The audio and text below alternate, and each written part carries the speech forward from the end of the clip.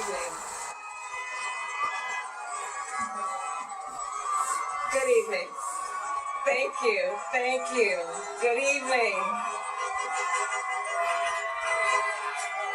So, thank you. Good evening. So, Congressman John Lewis, before his passing, wrote, "Democracy is not a state, it is an act." And what he meant was that America's democracy is not guaranteed. It is only as strong as our willingness to fight for it.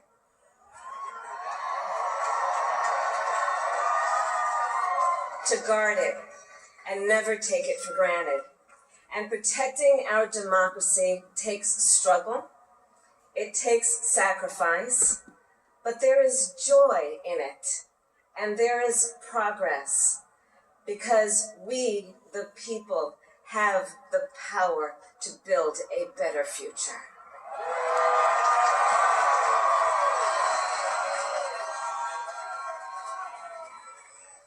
And when our very democracy was on the ballot in this election, with the very soul of America at stake, and the world watching, you ushered in a new day for America.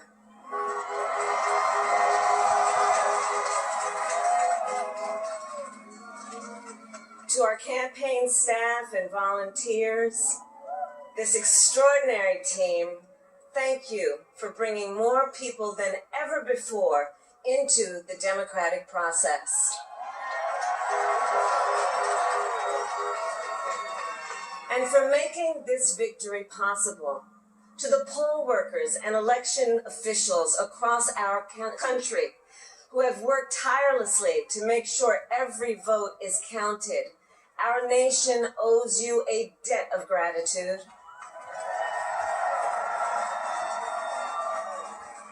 You have protected the integrity of our democracy. And to the American people who make up our beautiful country, thank you for turning out in record numbers to make your voices heard.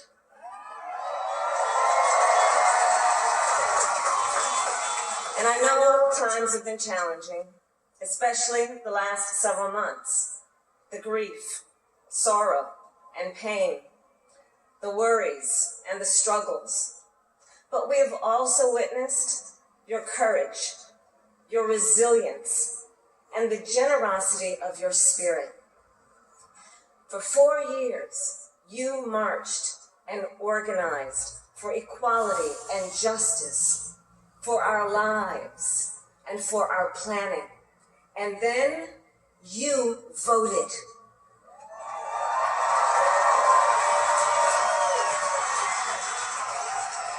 And you delivered a clear message. You chose hope and unity, decency, science, and yes, truth.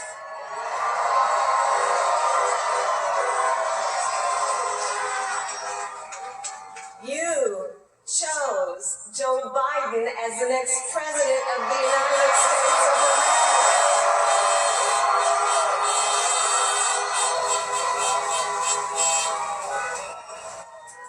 And Joe is a healer, a uniter, a tested and steady hand, a person whose own experience of loss gives him a sense of purpose that will help us as a nation reclaim our own sense of purpose.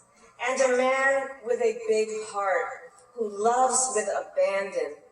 It's his love for Jill, who will be an incredible First Lady.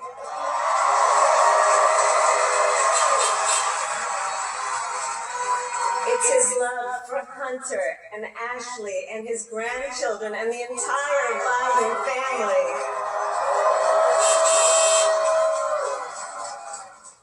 And while I first knew Joe as vice president, I really got to know him as the father who loved Bo, my dear friend who we remember here today. And to my husband, Doug,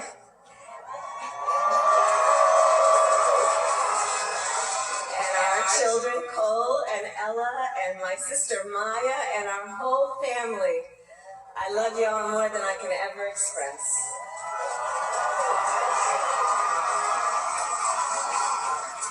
We are so grateful to Joe and Jill for welcoming our family into theirs on this incredible journey. And to the woman most responsible for my presence here today, my mother, Kamala Harris, who is always in our hearts.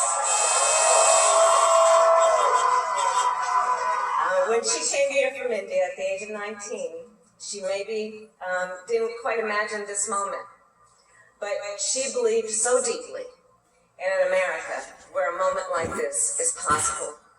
And so I am thinking about her and about the generations of women, Black women,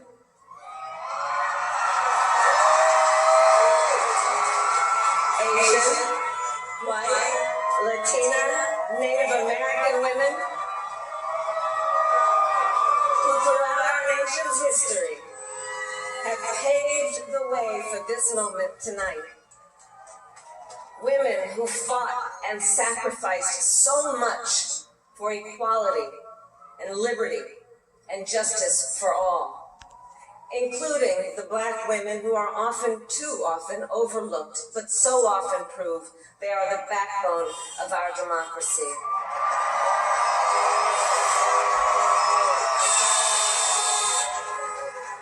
All the women who have worked to secure and protect the right to vote for over a century, 100 years ago with the 19th Amendment, 55 years ago with the Voting Rights Act, and now in 2020 with a new generation of women in our country who cast their ballots and continued the fight for their fundamental right to vote and be heard.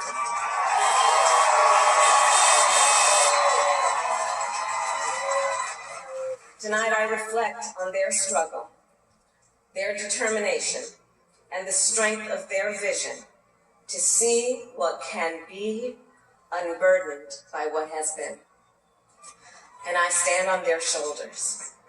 And what a testament it is to Joe's character that he had the audacity to break one of the most substantial barriers that exists in our country and select a woman as his vice president.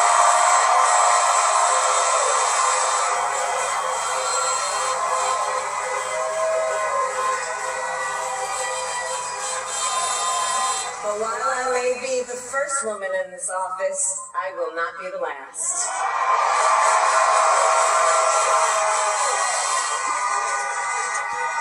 Because every little girl watching tonight sees that this is a country of possibilities. And to the children of our country, regardless of your gender, our country has sent you a clear message. Dream with ambition, lead with conviction, and see yourselves in a way that others may not, simply because they've never seen it before. But know that we will applaud you every step of the way.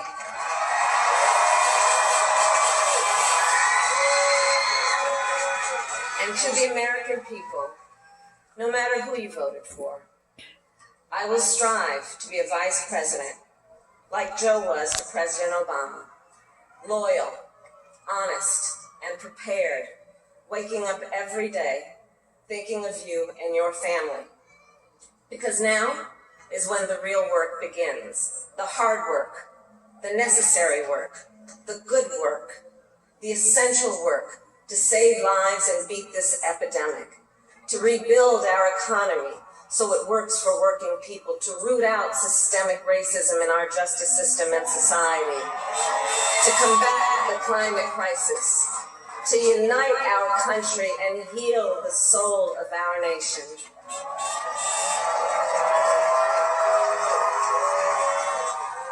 And the road ahead will not be easy, but America is ready, and so are Joe and I.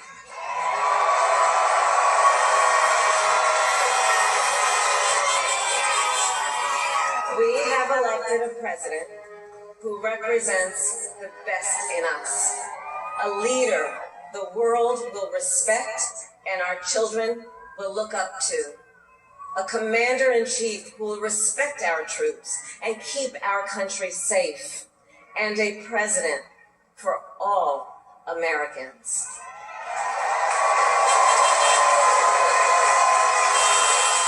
And it is now my great honor to introduce the President-elect of the United States of America, Joe Biden.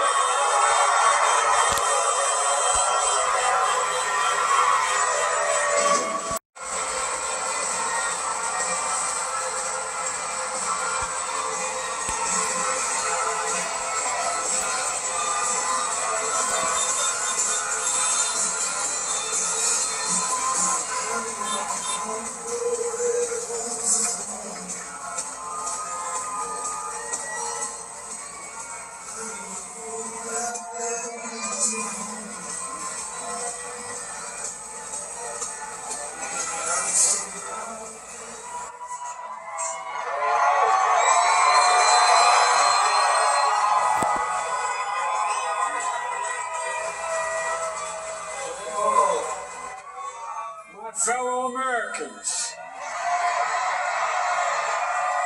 and the people who brought me to dance, Delawareans. I see my buddy Senator Tom Carper down there, and I think Senator Coons is there, and I think the governor's around. Is that Ruth Ann? And that former Governor Ruth Ann Minner. Most importantly, my sisters-in-law, my sister Valerie. Anyway. Folks, the people of this nation have spoken.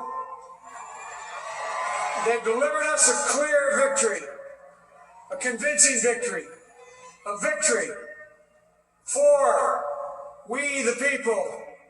We've won with the most votes ever cast on a presidential ticket in the history of the nation. 74 million.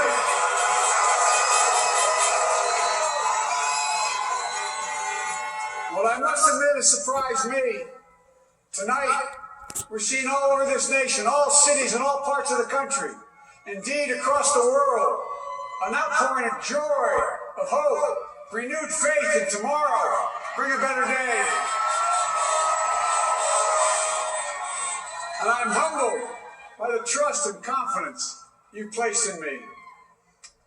I pledge to be a president who seeks not to divide, but unify.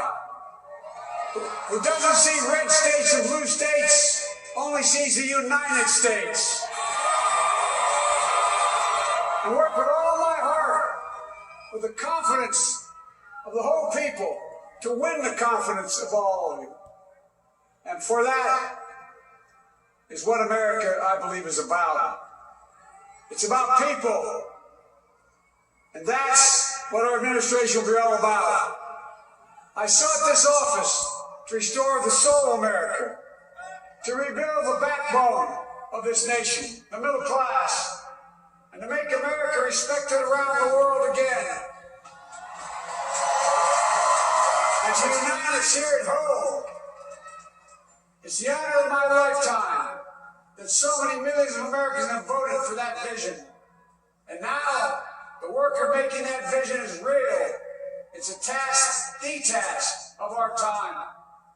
Folks, as I said many times before, I'm Jill's husband. And I would not be here without her love and tireless support of Jill.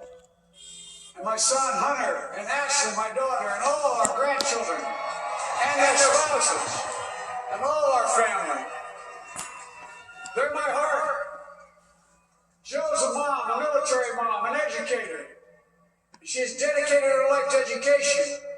But teaching isn't just what she does, it's who she is.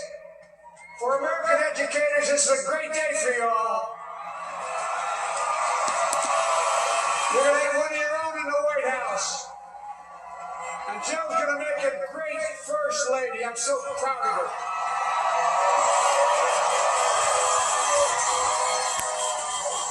Well, I have the honor of serving with the fantastic Vice President who you just heard from, Kamala Harris.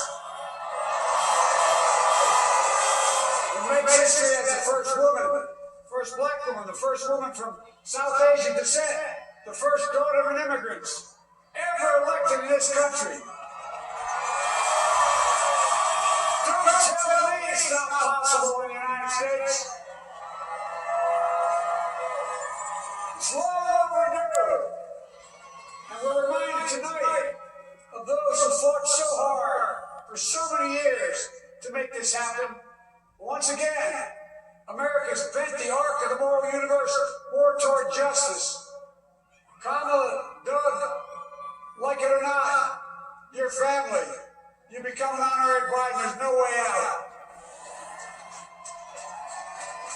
All those of you who volunteered and worked the polls in the middle of this pandemic, local elected officials, you deserve a special thanks from the entire nation. And my campaign team and all the volunteers, and all who gave so much of themselves to make this moment possible, I owe you. I owe you. I owe you everything. And all those who supported us, I'm proud of the campaign we built and ran. I'm proud of the coalition we put together. The broadest and most diverse coalition in history. Democrats, Republicans, Independents, Progressives, Moderates, Conservatives, young, old, urban, suburban, rural, gay, straight, transgender, white, Latino, Asian, Native American. I mean it, especially those moments, and especially those moments when this campaign was at its lowest ebb.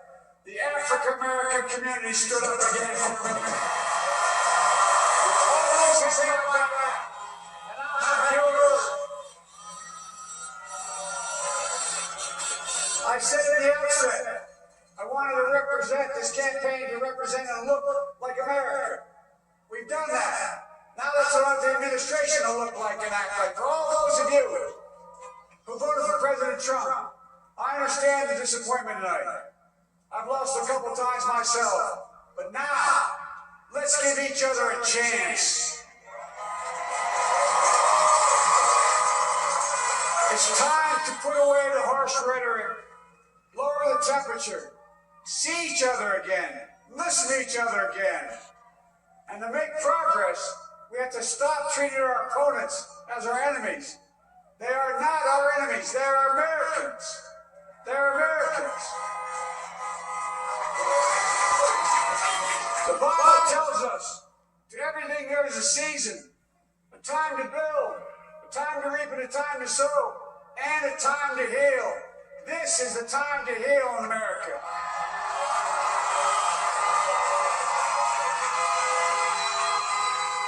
Now this campaign is over. What is the will of the people? What is our mandate?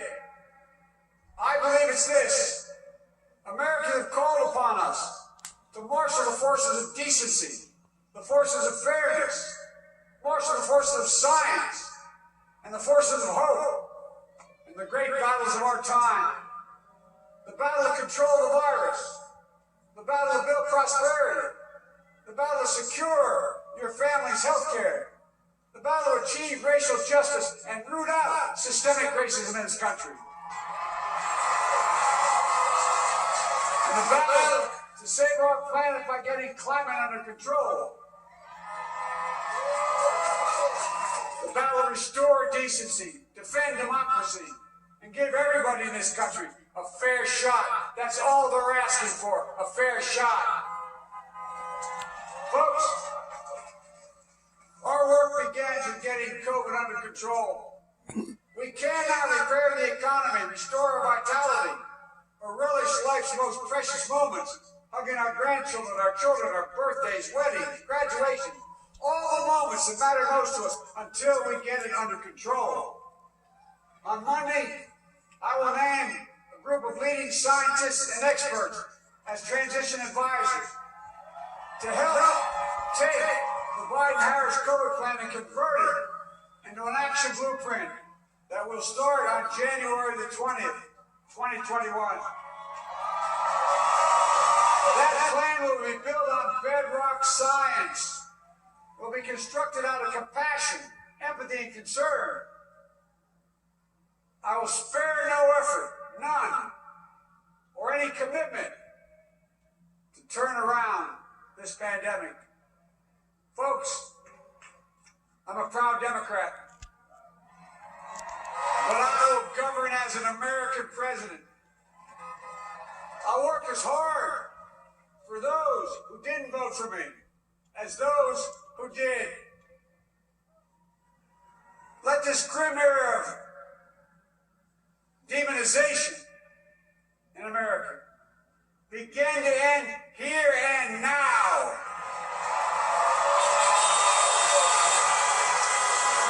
The refusal of Democrats and Republicans to cooperate with one another is not some mysterious force beyond our control. It's a decision, a choice we make. And if we can decide not to cooperate, then we can decide to cooperate. And I believe that this is part of the mandate given to us from the American people. They want us to cooperate in their interest. And that's the choice I'll make. And I'll call on Congress, Democrats and Republicans alike, to make that choice with me. The American story is about slow yet steadily widening the opportunities in America. And make no mistake, too many dreams have been deferred for too long. We must make the promise of the country real for everybody, no matter their race, their ethnicity, their faith, their identity, or their disability. Folks, America has always been shaped by inflection points, by moments in time where we've made hard decisions about who we are and what we want to be. Lincoln in 1860, coming to save the Union. FDR in 1932, promising a beleaguered country a new deal. JFK in 1960, pledging a new frontier.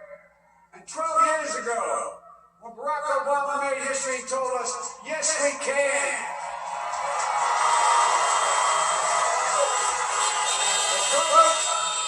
We stand at an inflection point. We have an opportunity to defeat despair, to build a nation of prosperity and purpose. We can do it. I know we can. I've long talked about the battle for the soul of America. We must restore the soul of America. Our nation is shaped by the constant battle between our better angels and our darkest impulses. And what presidents say in this battle matters. It's time for our better angels to prevail. Tonight, the whole world is watching America. And I believe at our best, America is a beacon for the globe. We will lead not only by the example of our power, but by the power of our example.